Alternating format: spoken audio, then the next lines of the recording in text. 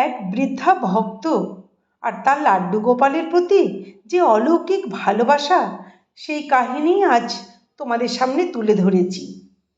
একটি ছোট্ট গ্রামে একটি মেয়ে ছিল, যে ছোটবেলা থেকেই ভগবানকে নিজের সন্তানের মতো ভালোবাসত। অন্য বাচ্চারা যখন খেলনা নিয়ে খেলতো, তখন সে ঘন্টার পর ঘন্টা তার লাড্ডু গোপালকে সাজিয়ে রাখত, খাওয়াতো, তার সাথে গল্প করত। তার কাছে গোপাল শুধু একটি মূর্তি ছিল না, ছিল তার প্রাণ আর তার পরিবারের একজন সদস্য। সময়ের সঙ্গে সঙ্গে মেয়েটি বড় হলো, তার বিয়ে হলো, সংসার হলো। এরপর আস্তে আস্তে দায়িত্ব বাড়ল, তার সন্তান হলো, এরপর নাতি নাতনিও হলো। কিন্তু একটি জিনিস কখনো বদলায়নি, তার গোপালের প্রতি অটুট ভক্তি। যতদিন শরীরে শক্তি ছিল, ততদিন সে প্রতি বছর বৃন্দাবনে যেত।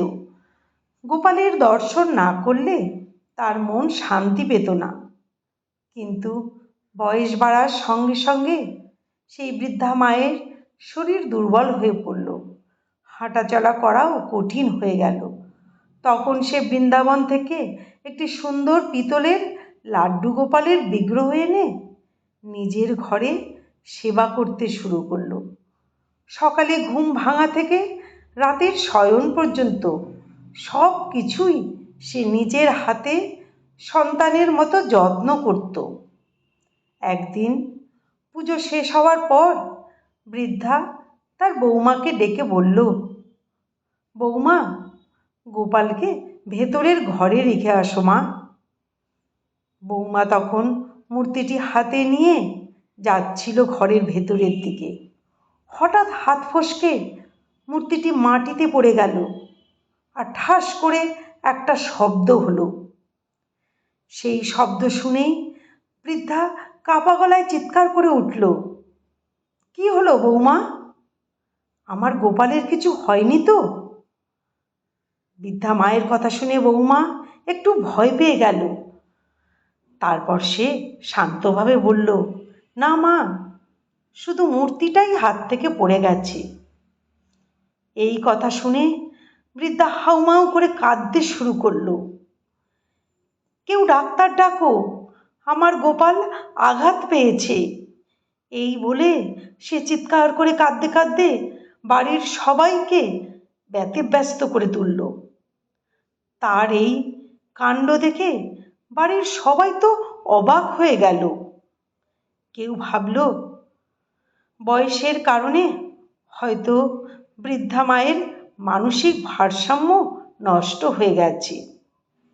এরপর সন্ধেবেলায় ছেলে অফিস থেকে বাড়ি ফিরে সব শুনে বিরক্তি হয়ে বলল, মা একটা মূর্তিকে সত্যিই জীবন্ত ভাবছে। এভাবে চলতে থাকলে তো বিপদ হবে। পাশের বাড়ির এক বুদ্ধিমান বৃদ্ধ প্রতিবেশী সব শুনে বৃদ্ধার ছেলেকে শান্তভাবে বললেন, তোমার মা পাগল নন, তার ভক্তি খুব গভীর। তবে তাকে শান্ত করার জন্য একজন ডাক্তার এনে দেখাও। পরদিন একজন ডাক্তার এলেন। ডাক্তার ঘরে ঢুকতেই বৃদ্ধা কাঁদতে কাঁদতে বলল, ডাক্তারবাবু, আমার গোপালকে বাঁচান। ডাক্তার প্রথমে হেসে বললেন, মা, এটা তো শুধু একটা মূর্তি।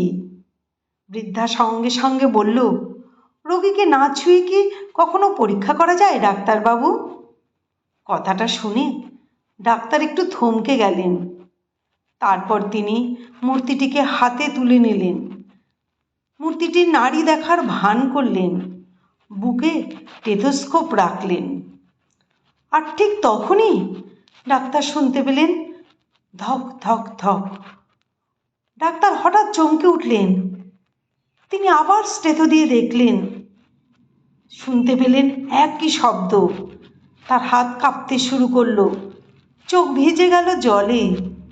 তিনি ধীরে ধীরে বৃদ্ধার পায়ে হাত দিয়ে বললেন, মা, এই পৃথিবী তোমাকে পাগল বলবে, কিন্তু সত্যি বলতে তোমার মতো ভক্তি সবাই বুঝতে পারে না।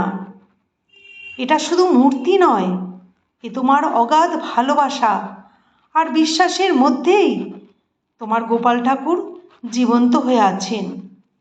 তোমার গোপাল খুব ভালো আছেন মা। এই কথা শুনে বৃদ্ধার যেন একটু স্বস্তি ফিরে এলো। তাই আমরা বলি, যে হৃদয়ে সত্যিকারের প্রেম, বিশ্বাস আর ভক্তি থাকে, সেখানে ঈশ্বর নিজেই উপস্থিত হন। ভগবানকে শুধু চোখে দেখা যায় না, অনুভব করতে হয় হৃদয় দিয়ে। এই কাহিনীটি ভালো লাগলে শেয়ার করে দেবেন। এরকম ভক্তিমূলক ভিডিও পেতে কৃষ্ণপ্রেম চ্যানেলটি সাবস্ক্রাইব করুন। আর ভালো লাগলে কমেন্টে লিখুন হরে কৃষ্ণ, জয় গোপাল। নমস্কার।